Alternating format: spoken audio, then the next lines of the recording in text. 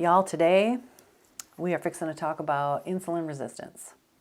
And you're probably like, ew, no one wants to talk about that.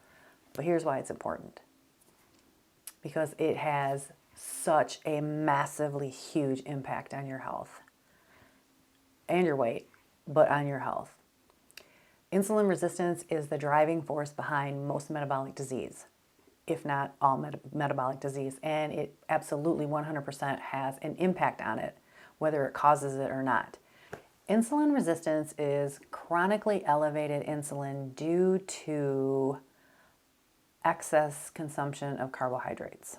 Because your insulin is elevated all the time, your cells are just like, oh, la, la, la, la, la, la, la, I don't want to hear this anymore. This insulin is just coming at me all the time. So it is essentially desensitized to it. The insulin receptors on each cell just shut down. They're like, look, we can't take anymore. We're at capacity. We are full. And so it just floats around in your blood and then does a whole bunch of damage in all kinds of different areas. Like for me, I think I've said this before, it presented itself as hypertension, high blood pressure, and painful, achy joints, and fat. Let's just not even tiptoe around that. Yep, fat, especially, particularly around the midsection, but all fat. The glucose level in our blood is about 4 grams. Now, I'm going to try to explain this to you the way that I understand it. Because if somebody says 4 grams of anything to me, I don't know what the fuck that is. I don't know how much that is. So this is how I figured it out. 4 grams of glucose in our blood is slightly less than 1 teaspoon. We all know what a teaspoon is.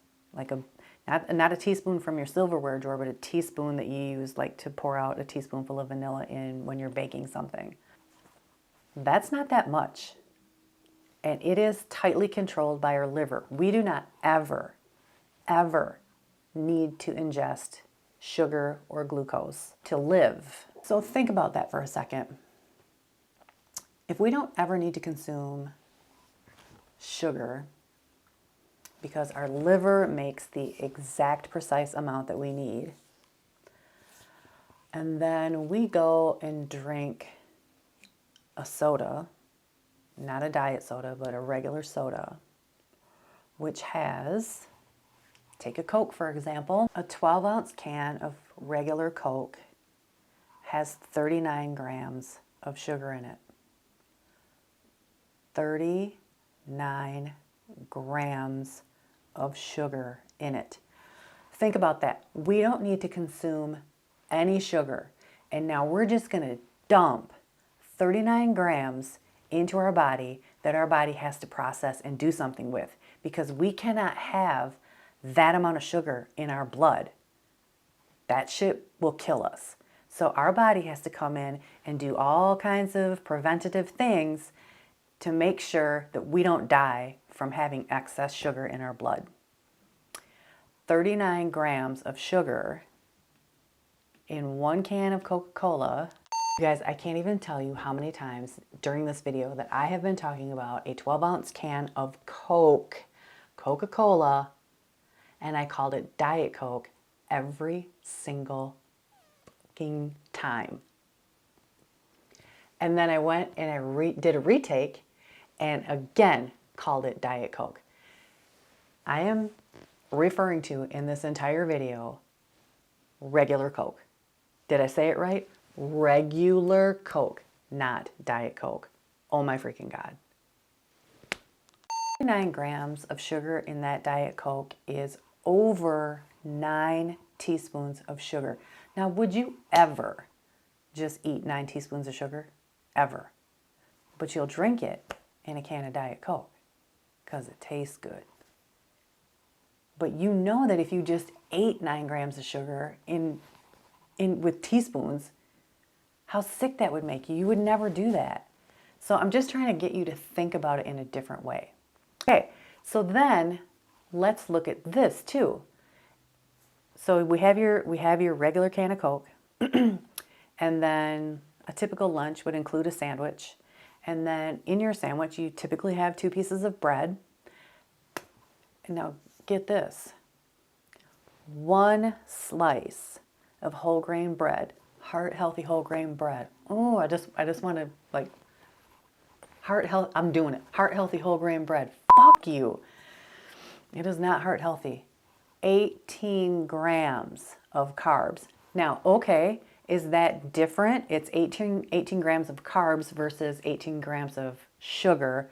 No, it's not different because those carbs, regardless, impact your blood sugar the same exact way.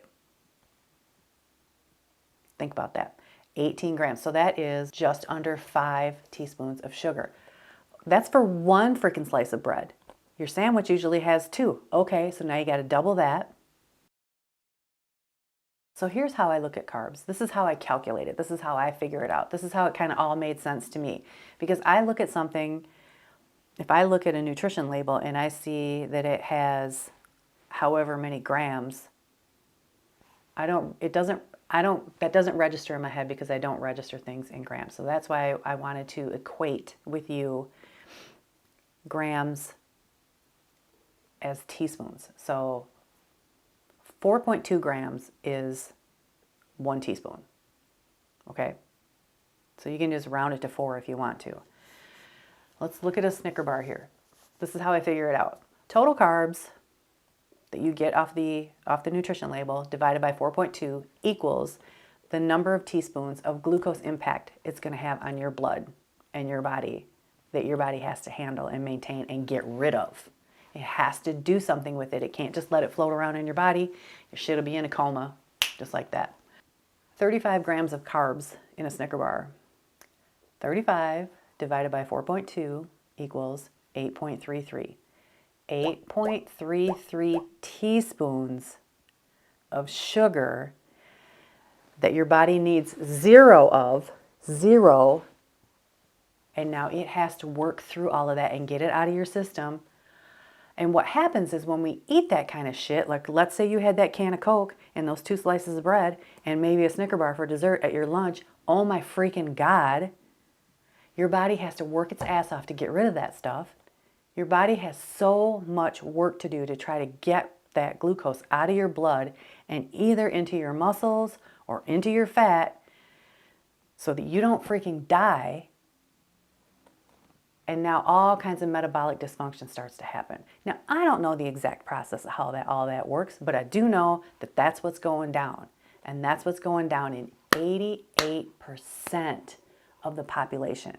88% of the population has metabolic disorders. I'm not surprised, but damn. And let's just talk about this real quick too, because everybody thinks that fruit is just, it's nature's candy. Okay. Oh, it's nature's candy, all right. Because it's still got sugar in it, still got carbs, and it still impacts your blood the same way. Now, there are fruits that don't impact your blood as severely because they have less sugar in them, like berries and stuff. Now, I can remember a time when I couldn't stand berries, them little sour-ass things. I didn't like them. Now I love them. Now they taste very sweet to me. But here's the thing. Okay, let's switch out. Let's say that you don't eat that Snicker bar in your lunch and you put in a bunch of grapes, a bunch of green seedless grapes, which everybody loves, right? I can't tell you precisely because every bunch of grapes is differently, but in average, when people eat grapes, do they eat 3/4 of a cup of grapes? Hell no. They're going to eat like a whole bunch of grapes, which is literally probably closer to 2 cups of grapes. So even with that, even a cup and a half, you're looking at maybe 23 grams of sugar. 23 divided by 4.2 is 5.5. That's 5.5 teaspoons of sugar and glucose that your body has to manage on top of whatever else you ate with it. I took a look at a typical lunch, not even looking at everything, just the bread, a soda, a bag of chips, and a bunch of grapes for somebody who thinks that they're being healthy. Because how many people are going to make a turkey breast sandwich? Oh, that's good, with some low-fat mayonnaise. That's going to have a shit ton of carbs in it right there. You take the fat out, you got to put something in to make it taste good. And it's probably going to be sugar. Or if you put Miracle Whip on it, ew. There's a whole bunch of sugar right there. So think about this. 2 slices of bread, 1 non-diet soda, a small bag of chips, and a bunch of grapes. You are looking at, for a whopping total of just your lunch, not even including any of the condiments or what's on your sandwich,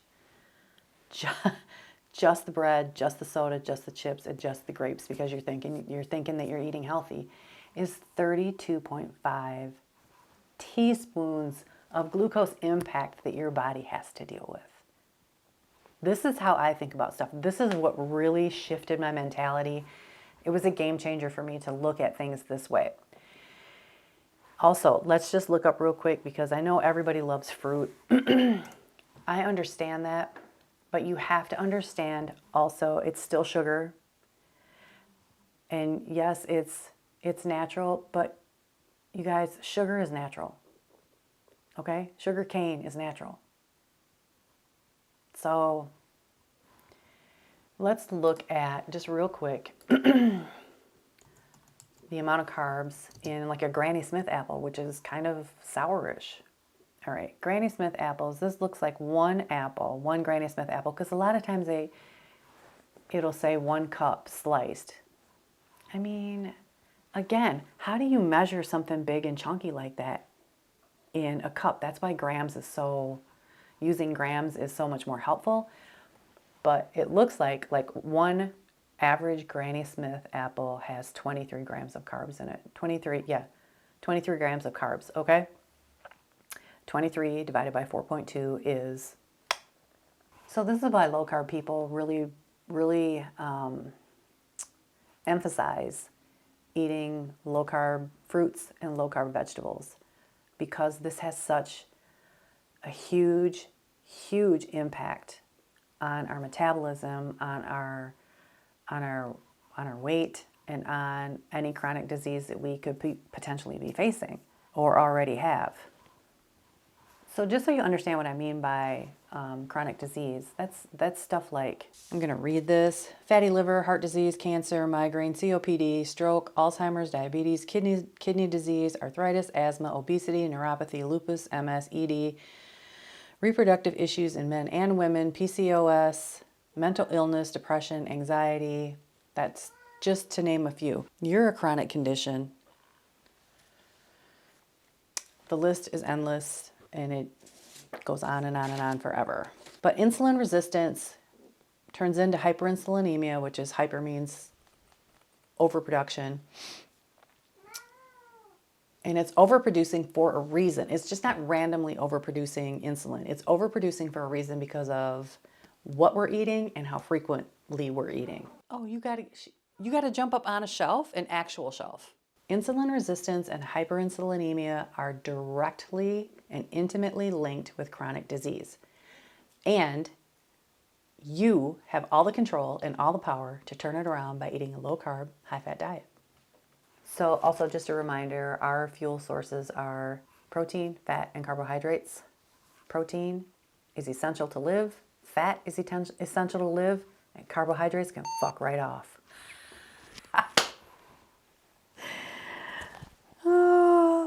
Carbohydrates are not needed at all. Do we like them? Yeah. But just remember, they're not needed at all.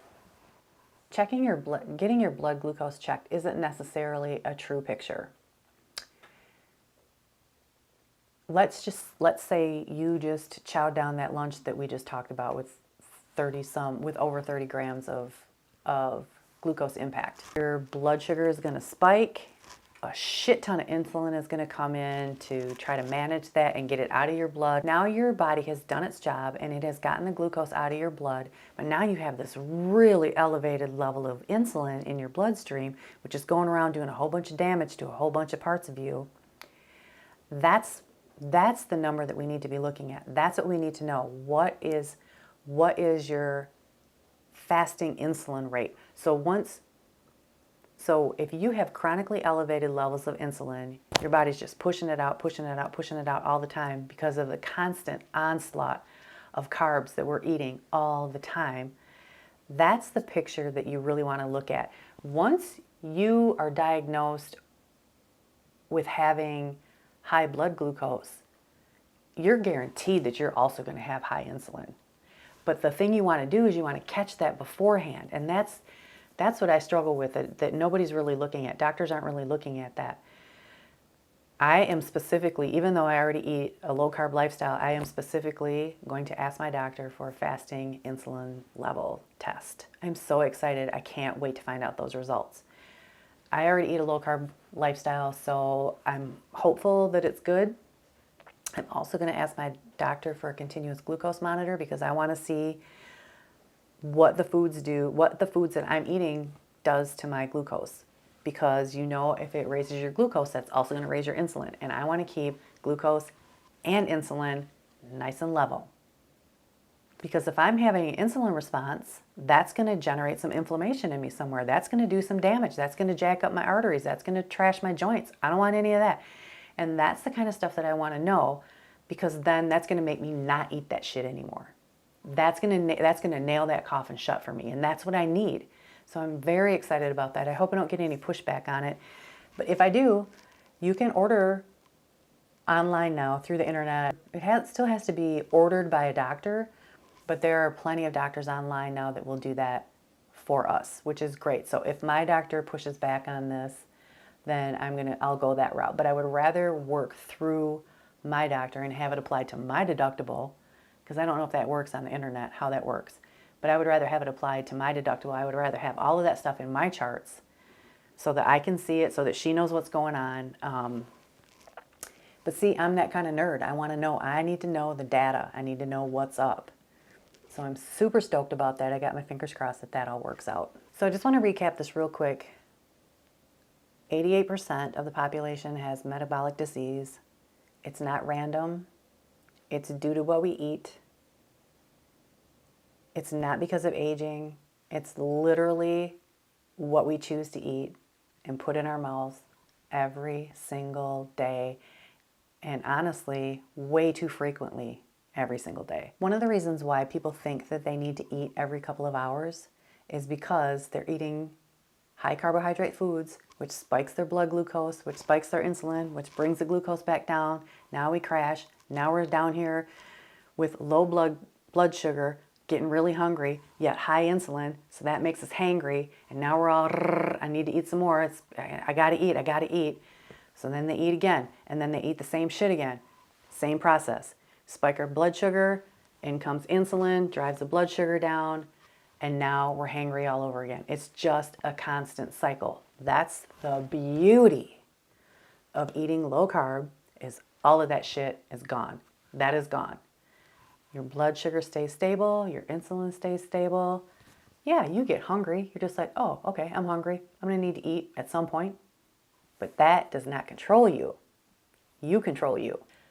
Okay, everybody, I hope that helps you understand the impact of what you're putting in your mouth does to your body. It's critical.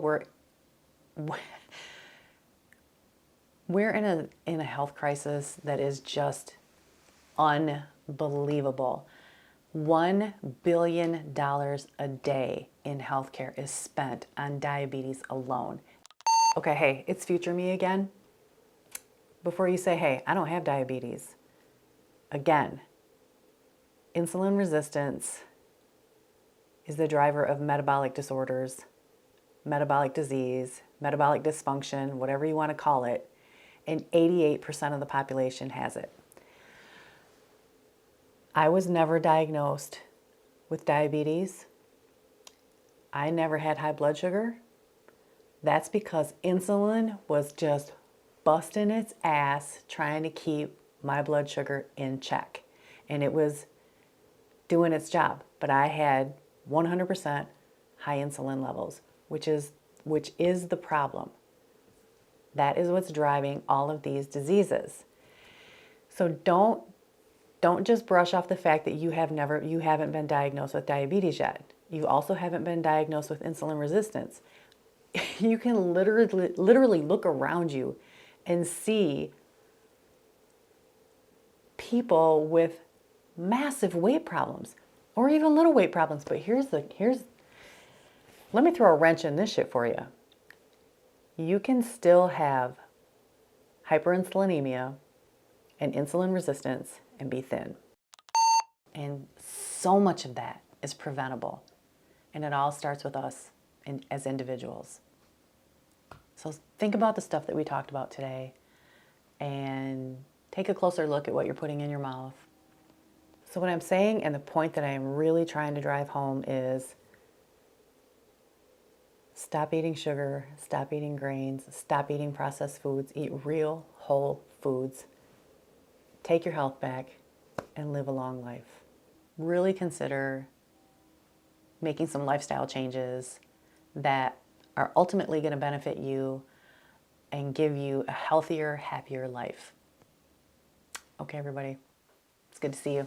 Peace.